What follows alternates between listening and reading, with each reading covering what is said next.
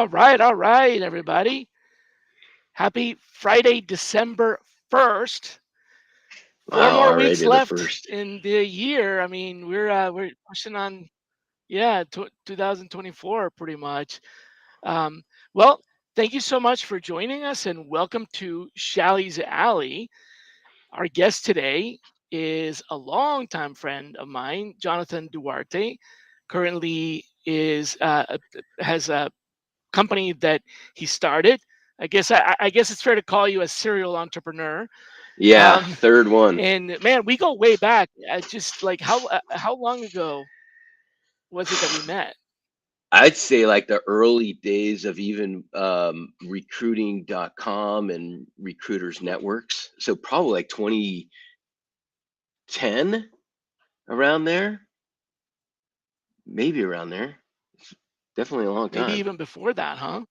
Yeah, could have been like in the 2007 Yeah, it's type been a while. I era. remember we met at one of those EREs, I think it was, Yep, yep, one of David's groups. wasn't it? I think so, Yeah. and that was Yep. all pre SourceCon. Yeah. So let me So ask you. it had to be Go before ahead. 2010. Oh, It had go to be ahead there. before 2010, probably like 2000 or something like that. Yeah, Yeah, 20 years yeah, and ago. I've been in. I'll give you like my quick little. I used to call them Twitter bios, but so my like path. I Not started one anymore. of the. Yeah, exactly. So now it's my X bio. Um, I started one of the first job boards in '96 called GoJobs.com. Built in that process, built software for job distribution that I don't even think you know this. We used to send to technical recruiters like your AOL discs in the mail so they could upload their jobs to us, and then we post those jobs to multiple job boards. So if they them to go to the Monster Career Builder account, etc., we would distribute this software, and then we distribute their jobs, and we built the largest job distribution network back in the day.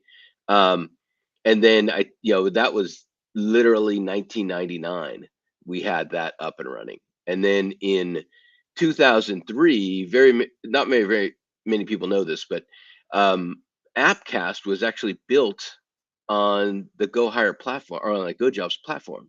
So Oh, everyone's talking about okay. job distribution and programmatic. I worked out a deal with Chris Foreman, and they built a front end, and he went after the market. He wanted to do a MVP, which is fine because he was going to a different market. So he built the MVP on our back end for the distribution, and he built the front end, which is now Appcast. Obviously, been very successful with it. Wow, no, I did not know that. That's pretty cool. So Yeah. GoHire has evolved, right? And so GoHire now is a texting and automation platform Yep. um, for frontline workers, high Yeah. volume. Yeah, and it's a kind of a combination. So everyone knows some of the big players that are doing recruiting automation and chatbots and recruiting AI, all these different kind of uh, ways of saying the same thing. Is we're all trying to figure out a way to leverage messaging as a way to engage candidates quicker. Like if you try to send a hourly Engagement is candidate huge. to Hmm. like imagine trying to send, and this happens all the time. Imagine trying to send an hourly candidate to a Workday talent acquisition website. It's just not. They're not. You're going to lose too many candidates. Um, I think you're only converting like 5% on average on a website. Oof. So yeah, it's terrible. Wow. So the other thing where we've really, I think, is coming along and people are now getting it, especially on the corporate side, is that it's texting that we've done for the last 6 years has really been, one-on-one texting or group texting. Um, but it wasn't until a couple of years ago that we tied in scheduling, because the biggest issue, or a lot of time that's spent as a recruiter or hiring manager or HR manager, um, is the back and forth with the candidate to schedule. And one of the things I found out, having done like I think over like 500 interviews with HR managers over the last couple of years, is that we're currently seeing, um, in a distributed frontline recruiting model, which is a retail situation where you've got lots of different recruiters out there, or hiring managers or HR managers. They're only talking Mhm. to about 20 of 100 people they reach out to. And so what that means Okay. is, say you post a job on Indeed, 150 candidates apply, and 100 of them you think are qualified. So you want to reach out. So you're going to make phone calls. You got your headset on. You're going to make phone calls. You're going to send emails. Well, in the frontline space, candidates aren't reading email. And then secondarily, they don't pick up the phone. So I always use a story of Chris, a forklift driver who would, from a safety record experience, he would get a gold medal in the Olympics. I mean, great candidate, right? But if you try to call Chris at 9:30 in the morning while he's driving a forklift, he's not picking up his phone. In fact, most hourly people don't even have their phones on them while they're at work.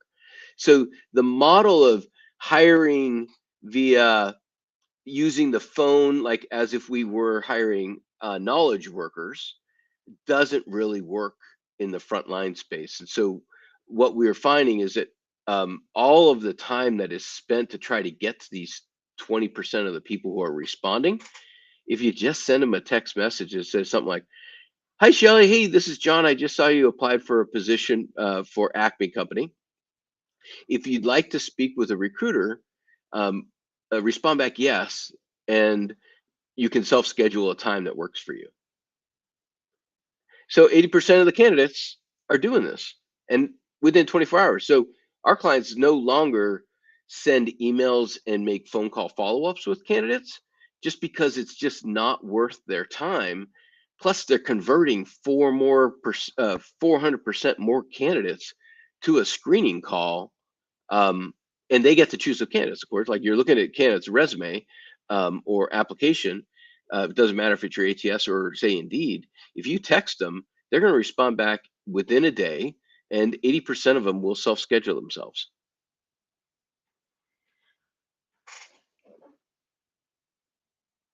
And so the idea is, how do you get these candidates, moving into the next process, the next stage? If the next stage is having the candidate schedule themselves or get scheduled, that's going to save you a whole bunch of time as a recruiter because you can spend more time talking with more candidates, but you're going to get higher conversions. And then at the end of the day, you're getting more qualified candidates sitting to talk to the hiring managers. And on your side, Shally, do you guys use texting very much on your side?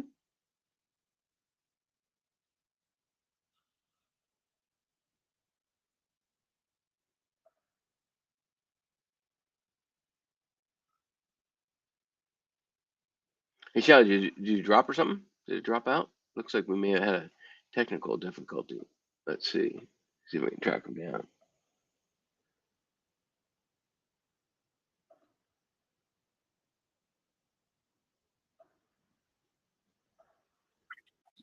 Hey, there you are. I can hear you. Actually, hey, this is actually Brooke. Uh, Hey, Ashley. so yeah, Shally was having some problems. Yeah, it looks like he's still coming on. He's gonna try to be able to come on again. Yeah, he's gonna come back in. Just let's pause for 1 second. Yeah, no problem. I know you've got the controls over there too. So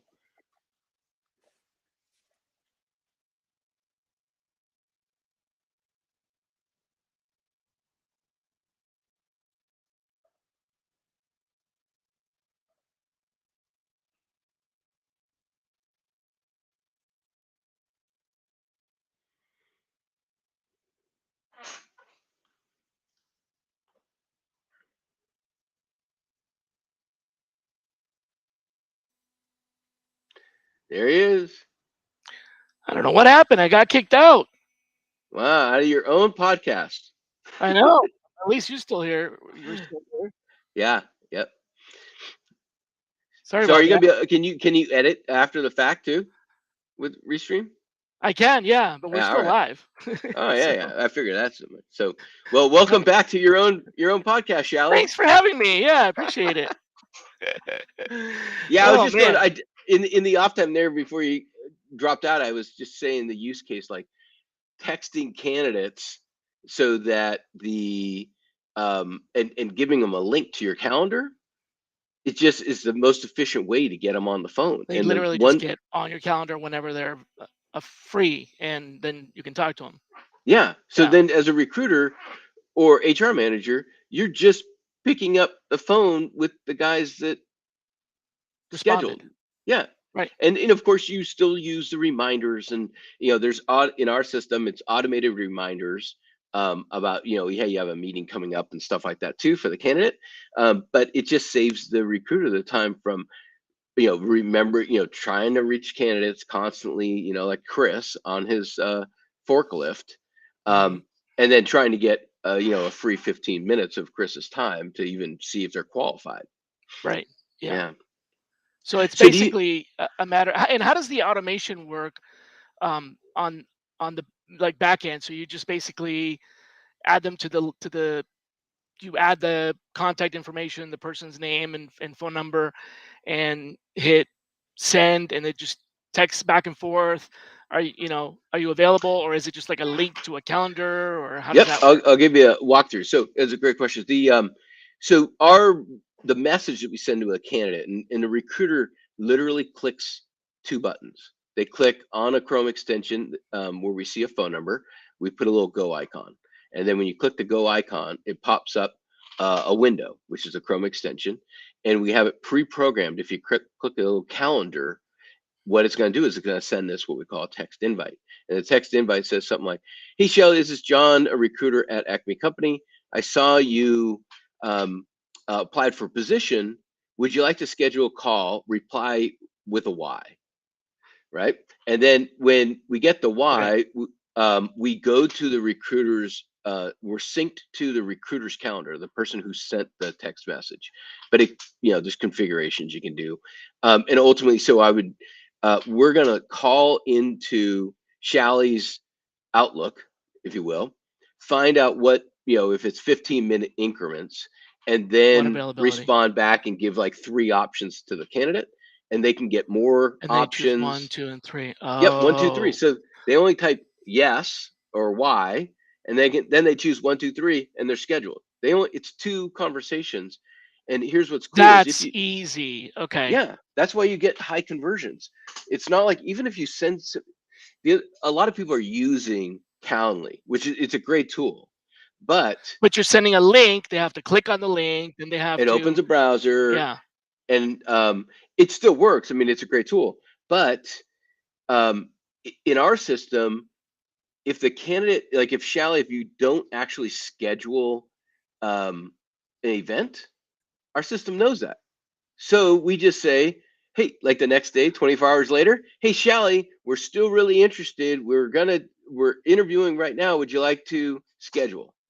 So you can do automated notifications because that's what a recruiter would do, right? Right. If I didn't get you on the Whereas with phone, Calendly, you send them the link, and if they don't they click, you do, never know. I mean, it and just then imagine you got 100 candidates, right? How are you going to find out who's scheduled or not? There's no yeah, and synchronization who of any even of that. clicked the link. Yeah, That's exactly. brilliant. Yeah, Yeah. Yeah. So that's brilliant. one like that. I think that's a big tool. Like when you're doing stuff with sourcing and stuff right now, and because I'm sure, of course, with sourcing, but I know you do a bunch of other stuff, but sourcing, you're trying to find really hard to find candidates. Are you also blending in texting to new candidates? On the outreach, yeah, it's basically a blend in the sequence. So Yep. some people call it sequence, some people call it campaign.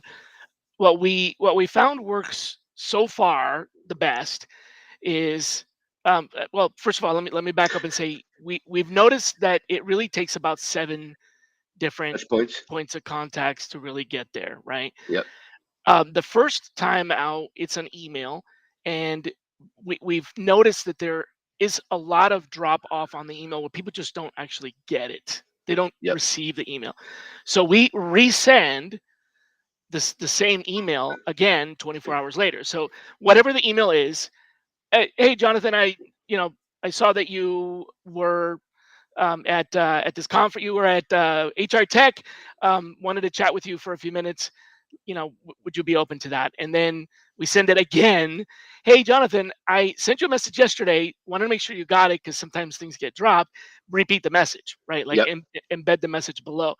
What we're noticing is that there's a lot more response to the second first email. It's still the first email, but it's the second one Yep. because it's kind of pushing it through like there's like I don't know, a quarantine period or a delay period where if you've never sent an email to this server, the server's like, this is spammy. I'm gonna hold on to it. But when you send a second one, then the server's like, oh, this is not spam because spammers only send one-offs, and so this it gets delivered. So Yeah. technically that's two emails, but it's really the first message. Yep. Then we send the second and the third email. So really that's four emails, although Yep. it's just three messages. Yep. And the second and the third emails, we add content. We don't just, what I noticed doesn't work really well is, hey, I'm still waiting for a response, like that I'm still nagging, or I want to bubble this. All that stuff just annoys people, and it ends up with people like saying no thanks or deleting. But the second message is, I'm following up on my message. Wanted to let you know that we also, or here's some interesting bits, or whatever. Yep. I think this might be a good opportunity because of, and then the third message, and then so now we're at email one again, email two, email three. That is when we do the text, and Yep. it's just one text because we don't have an opt-in at this point, right? Yep. They haven't said whether or not it's okay. If we don't get a response to that within a certain period of time, any response, right? Yep. Then usually 72 hours, we trigger an in-mail if they're on LinkedIn. Yep. If they're not on LinkedIn, then it's a second message. But if they are, a second text message, sorry. And that's it. So that'll be 4, 5, 6. Technically, if we don't have LinkedIn, we don't Touch go to points. 7. Yep. Yeah. But if we do have LinkedIn, then we do 5 and 6. Now, if we don't have a mobile number, then 5 and 6 aren't in-mail. So it'll be like email 1, email 2, email 3, text LinkedIn, or text, or LinkedIn. Yeah. And so for your recruiting, is that what types of roles you run in that kind of campaign for? And I'm sure because your audience, a lot of people understand exactly what you're doing. But for other folks that may not, what kind of recruiting are you using that kind of sequence of emails and phone calls for, or text Yeah. messages for? So what we found is that with technical roles, it works. Engineering, software, all of the what you would consider, IT, computer related, it works really well, Yep. especially the combination because they're often not on LinkedIn, or Yep. they're not, or they are on LinkedIn, but they're not getting they just don't get Using the it. message. Yeah. Yep. For sales and marketing and product people that are a lot more on their email, and they're just by nature of their job more responsive, we don't even need to go that far. We literally just do 2 emails, Yeah. and we get responses a lot faster with those types of roles. With senior levels, so once you get into director and executive, no matter what, we titrate it a lot differently. It's then usually we'll do an in-mail that is a simple connection request. Hey, I'd like to have a conversation with you, so as to keep it off of the business channel, and then Yep. we'll follow it up with a quick email reminding them of the in-mail, and it's a lot more spread out. So it's still a combination, but it's different timing. Most of the Yep. difficult jobs to fill where engagement is an issue for us is engineering. Yeah. The Yep. other ones are simply a matter of like finding the right person. So don't get me wrong, there are plenty of very difficult sales and marketing jobs, but the problem is here. I'll give you a really good example. There's a particular marketing platform. You're probably familiar with HubSpot, Yep. That's what we use. and Marketo, and yeah. So there's a technology, or an application called Braze, Braze. Okay. Ironically, brazing is also a metallurgy technique. So when you go out there and you look for people with Braze, you get people that are email marketing technologists, like software engineer of email, or Yep. welders in the medical industry, right? So what we found is that with something like that, even though we're looking for someone to be like an email marketer, and they're a lot more likely to respond. The challenge is in getting them to engage, because what they're getting bombarded with are all the wrong types of jobs. If they're Yep. into this very narrow niche and they're getting messages about content marketing, all this stuff, they're bombarded with the wrong things. So we have to very specifically drill down on why this, and the subject line in this case is really key. One of the best performing subject lines was, um, it's essentially a play on words of like Bray's wizardry kind of thing. Hmm. It was Yep. very specific to that. And they responded to that because that's what they're into. And that could also apply to engineering as well if they're into some new technology. But generally speaking, with sales roles, it's like it's really hit or miss. If you're not in the space that they're interested in, they just don't Yeah. respond. Yeah. Yep. Yep.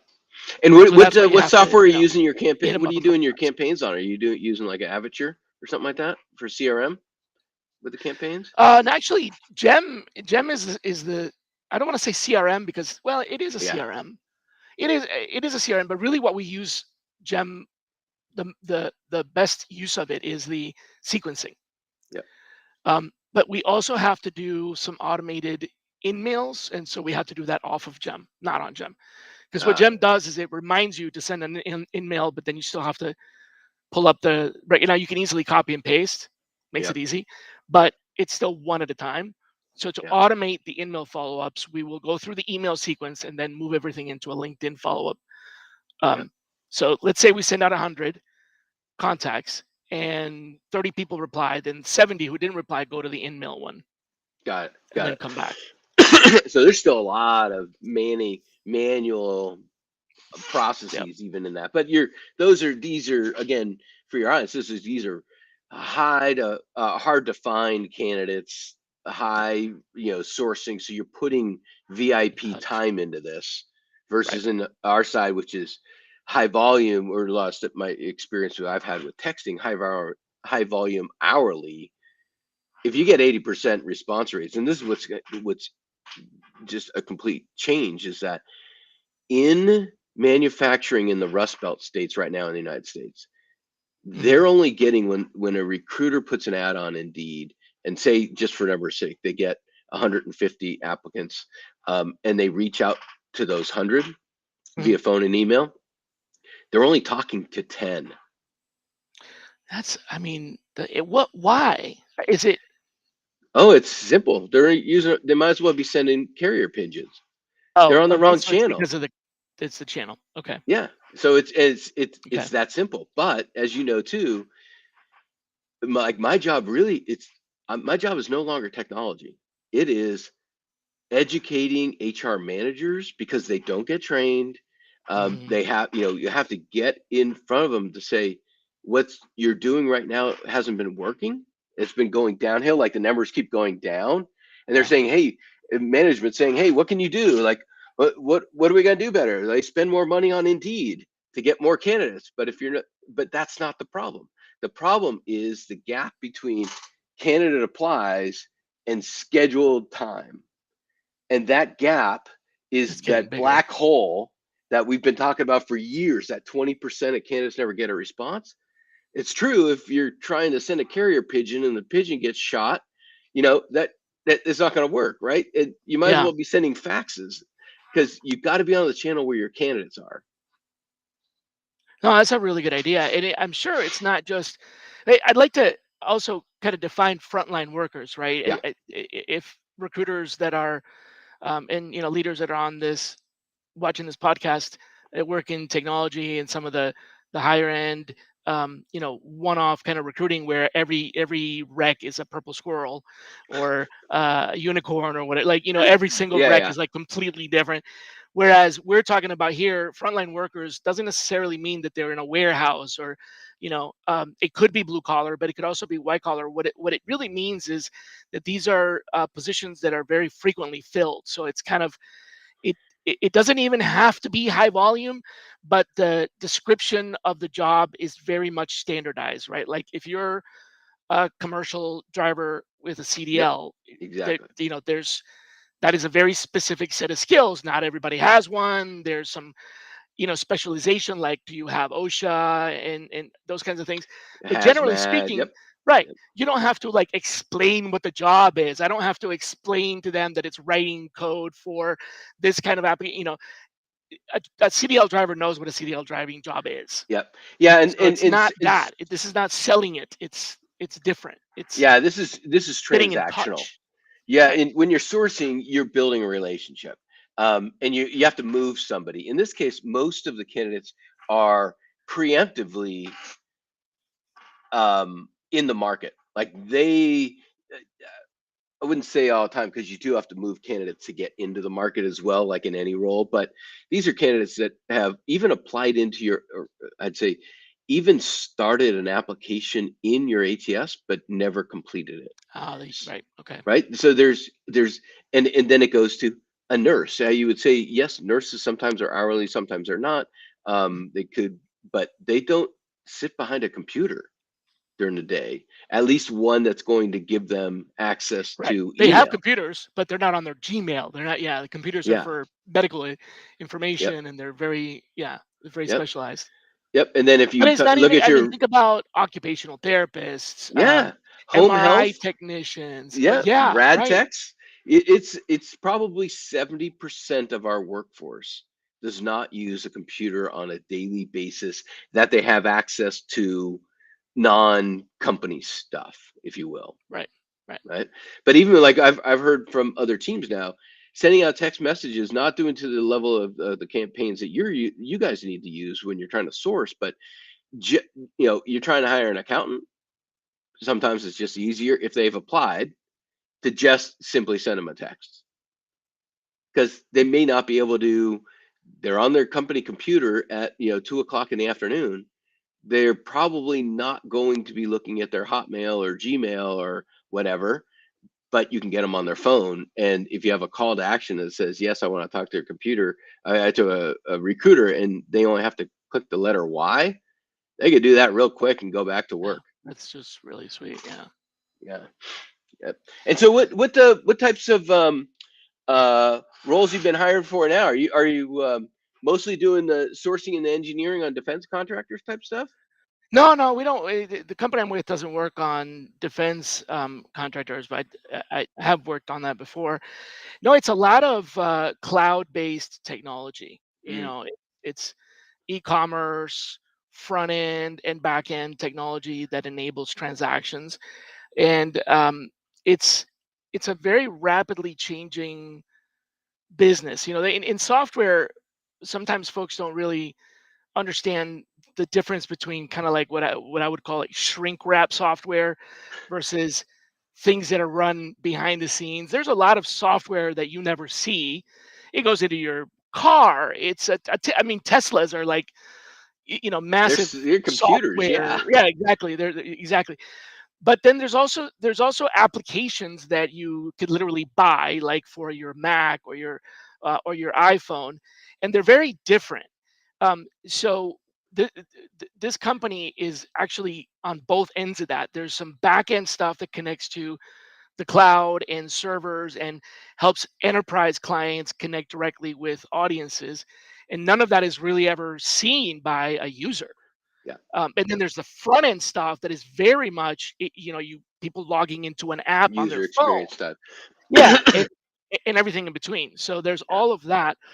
But what's really what's really interesting, outside of just software engineering, is getting into the the space of um, the new ways of marketing, the new ways of commerce, Yeah. influencer, creator driven commerce, and learning how to measure that.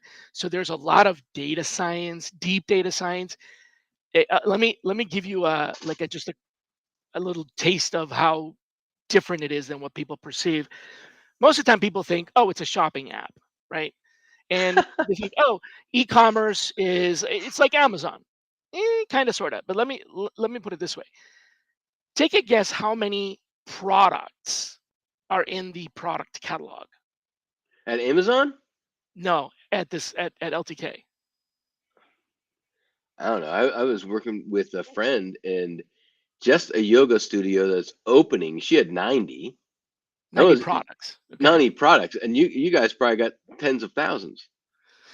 2.4 billion. Yeah. And keep the Billion. SKUs and everything, So that straightened out. is the scale, right? So when I talk about data science, this is a massive data lake of proportions that it's every product at Amazon plus every product at Wayfair plus every product at Target, plus every product at Walmart.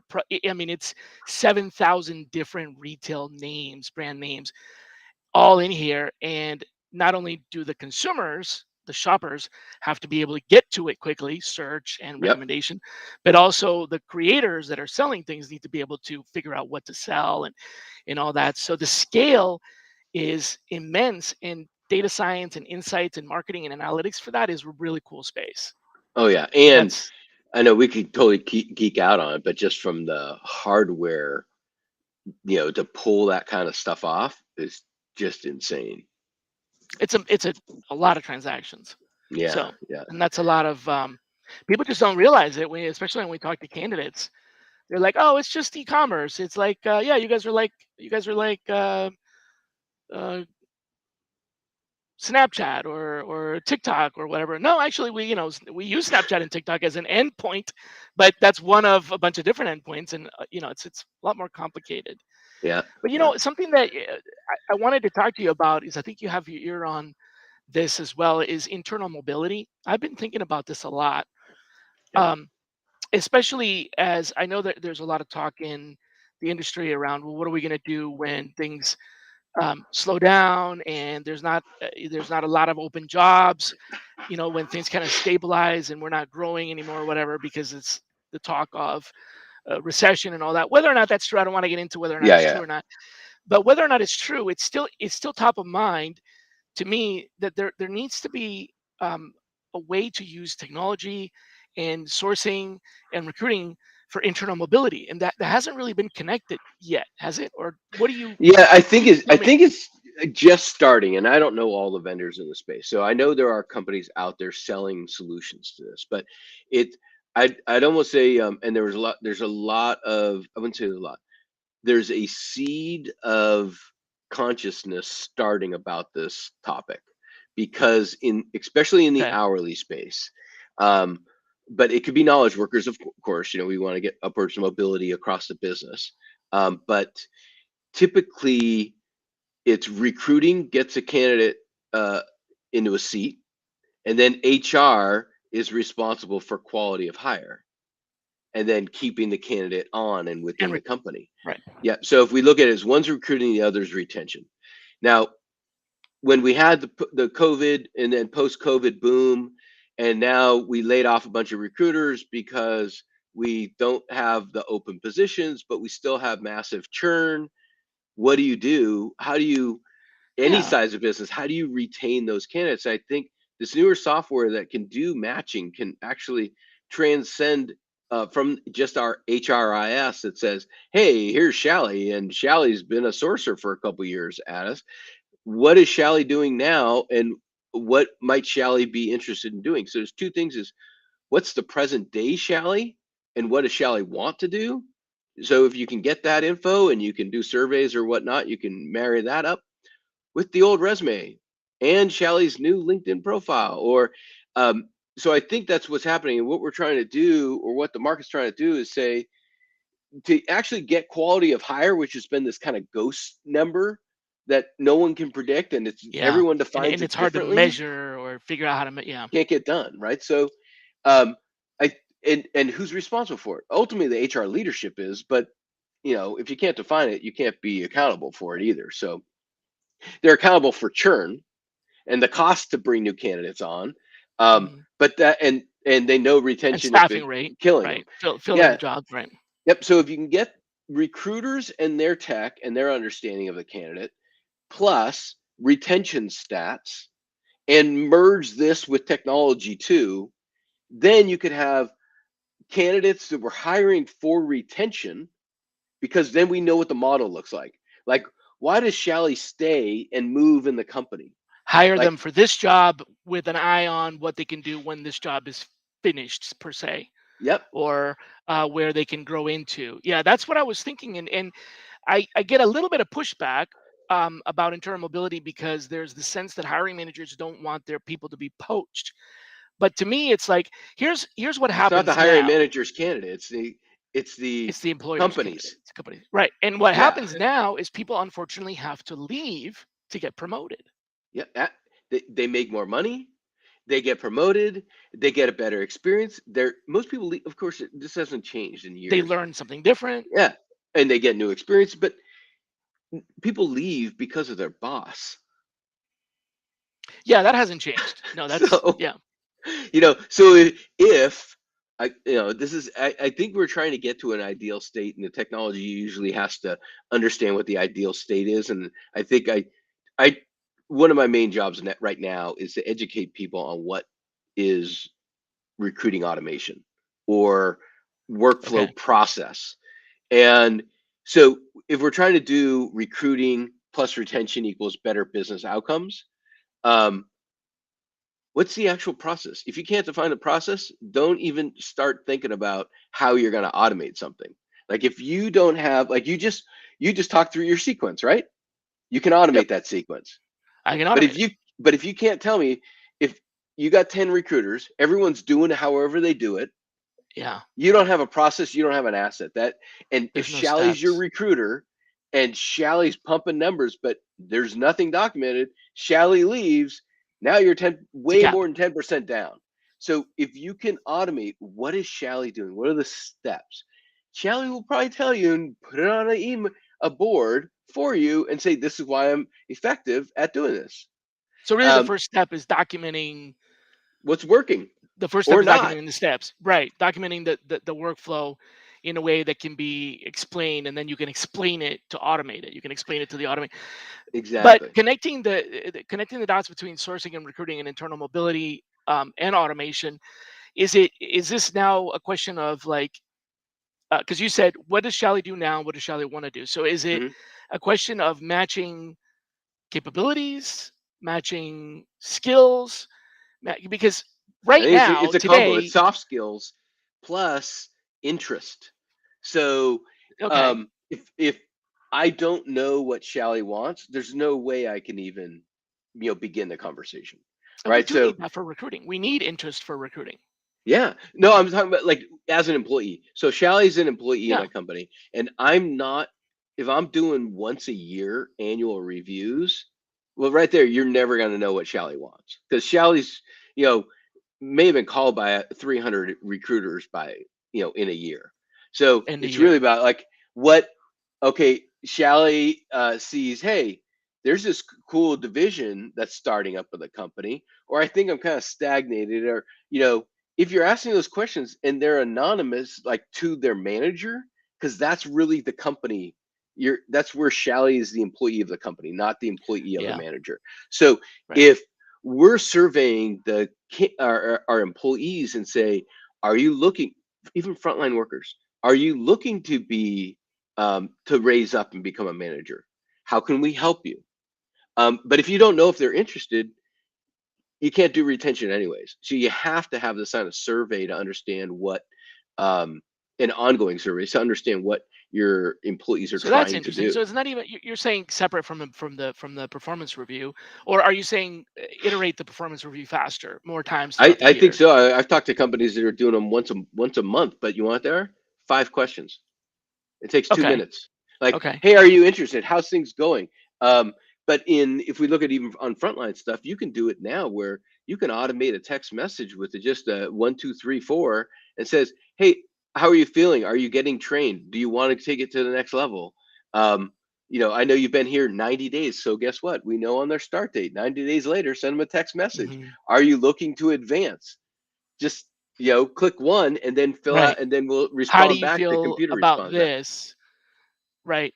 So, I mean, something as simple as 90 days later, uh, have has the job that you're doing met the expectations that you had, Yeah. for the job? Like, are we as is this job meeting your expectations from when Yep. you applied? Yes or no? And if it's like yes, okay, great. Maybe ask a follow up on that direction. If it's no, then where are we missing one, two, three, four, or five other, right? And Yep. then at least you have the data. Then you can take the employee aside and ask for a meeting or whatever. But at the very least, you collect the data. So you're saying use this. So you need to change the name of your company, man. Oh, well.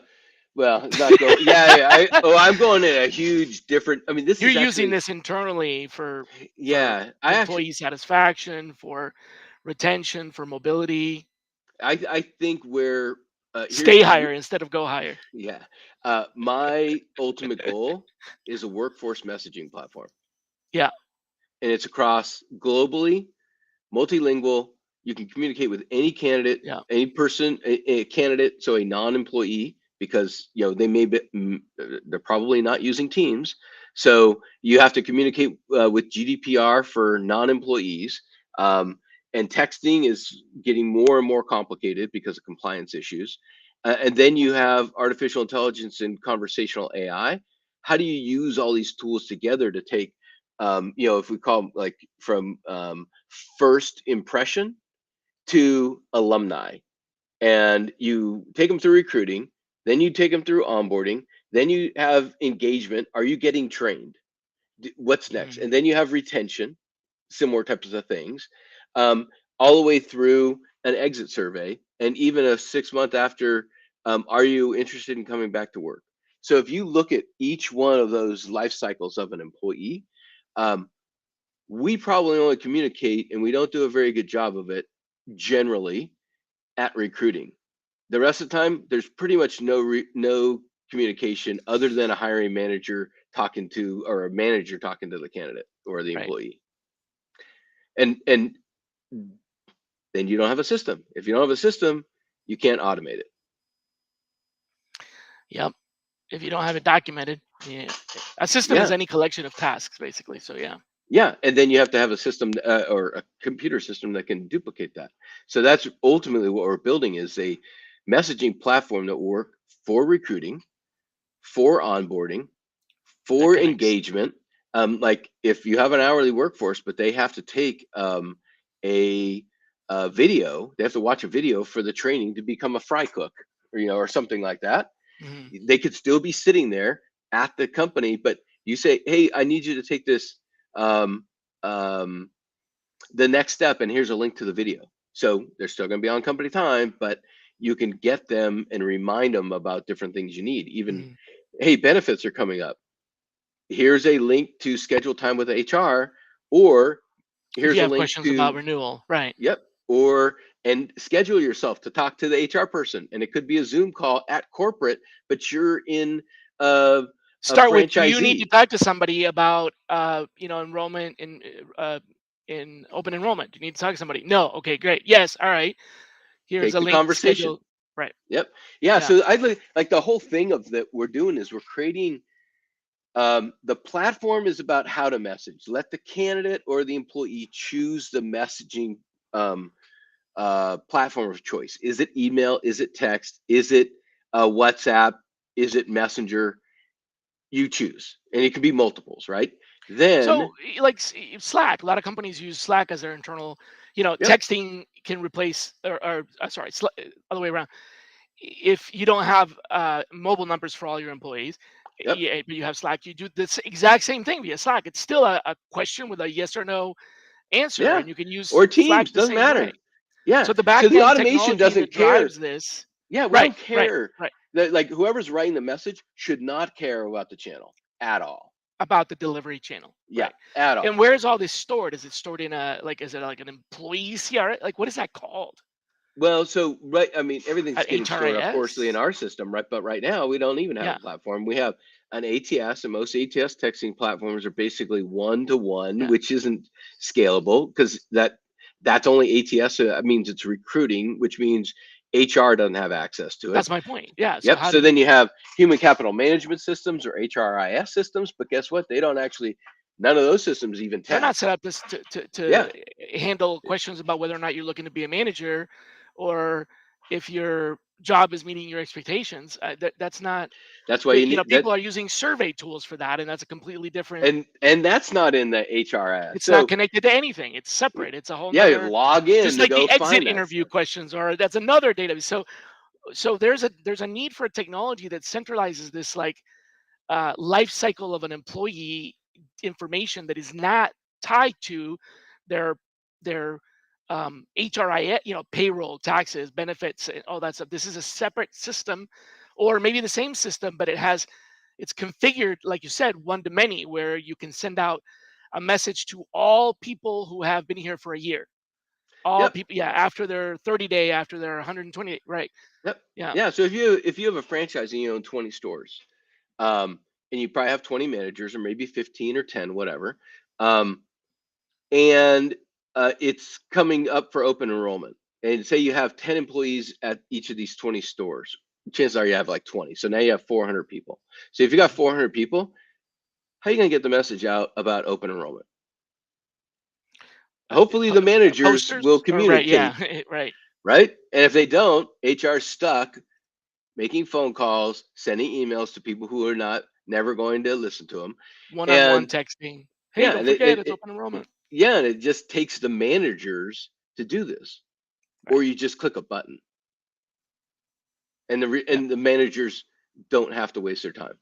And you know who's responded, who hasn't responded. You can have Ex- managers involved after nobody's responded, or the person hasn't responded, or anything like that. Yeah. exactly, yeah. So, and it's not just text messaging to employees and things like that. It's just the overall. If we're talking about retention and engagement, and like a candidate who's been working at the restaurant for, or an employee who's been working at the restaurant for on their 89th day, and you typically know in your company that candidates don't, or employees don't stay around after 95 days. Well, you better start your retention engine early and text them and say, "Hey, it's your 90th day, since you started. Here's a 15% off. Bring your family and friends." Something like that at the restaurant. So that kind of stuff can happen because we're just not even communicating at all in most cases, at Yep. least from a corporate side, and then systematically we're not. So I think that's where the overall thing's going, is not just recruiting, but engagement, retention, but messaging across the board. And it does get very technically And complicated it's the because we use automation, and email. that's the key, because manually you can't do it. It has to be at scale. You have to be able to automate this, otherwise Yeah. yeah, it's untenable. Yeah. Yep. Just like you said before, like if a recruiter who's figured this stuff out leaves the company, whatever he figured out, well, you paid him, is not an asset to the company. Now you're gonna have to figure it. Somebody else is gonna have to figure it out again if you didn't retain it. Yeah. Yeah. Yep. Fascinating. That's a really good point. Yep. Well, man, we are getting pretty close here to the top of the hour, and there's always two questions that I ask my guests, All as right. you might already know. The first of those is, as folks watch this, I want to give them something to think about. So, can you leave us with a question, or a thought-provoking idea for us to sort of mull over the weekend? Like, Yep. it doesn't have to be a deep thought, but just something to think Yep. about. All right. This is a perfect one. So again, we talked a lot about automation and things like that. My question: it doesn't matter if you're a TA leader, you're a sourcer, you're an individual recruiter, HR person, or a VP. What is critical in your company that's being handled by being done manually, that if you owned and you could systematize, you'd be better off across your teams? And it could be your own things, like you're making phone calls, you're sending text messages. If you could systematize that, what would it be? Okay, good. So, what do you have inside your organization that is being manually done that you could own, systematize, and slash automate to make life better for everybody? Yeah, Yeah, yeah, it because a lot of doesn't those have to things are be just, any of the things that we talked about, right? yeah, and a lot of them are just rote stuff that can be automated, and recruiters hate just sitting the phone call, just call, and no one answers. That It's didn't add any always value. it's always been. I mean, I've talked about this on the show many times. The toughest thing about automation the toughest thing about automation is not creating the automation, it's ideating what should be automated. Yeah. Yep.